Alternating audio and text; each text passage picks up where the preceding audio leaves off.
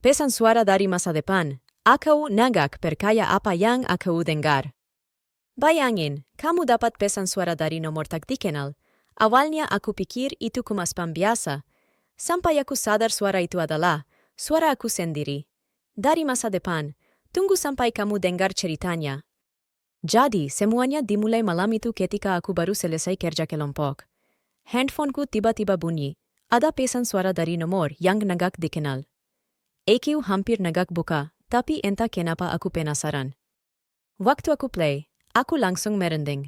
Itu suara laki-laki, dan dia bilang, dengar baik-baik, ini penting.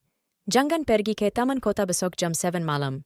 Aku bingung, tapi yang bikin aku lebih shock, suara itu kayak suara aku sendiri, tapi lebih tua. Awalnya aku pikir ini prank teman-teman aku, jadi aku coba telepon balik nomornya, tapi nggak bisa dihubungi. Aku akhirnya abaikan itu dan tidur. Besoknya, aku benar-benar lupa soal pesan itu, sampai malam tiba. Jam 7 malam, aku lagi iseng pergi ke taman kota karena ingin menghirup udara segar. Tiba-tiba, aku dengar suara keras, seperti ledakan kecil, dari arah taman. Orang-orang langsung berlari panik. Dan aku baru sadar, pesan suara itu benar. Aku buru-buru pulang, jantungku rasanya hampir kopot. Tapi cerita nggak berhenti di situ. Malam itu, aku dapat pesan suara lagi, dari nomor yang sama. Kali ini pesannya bilang, ini baru permulaan.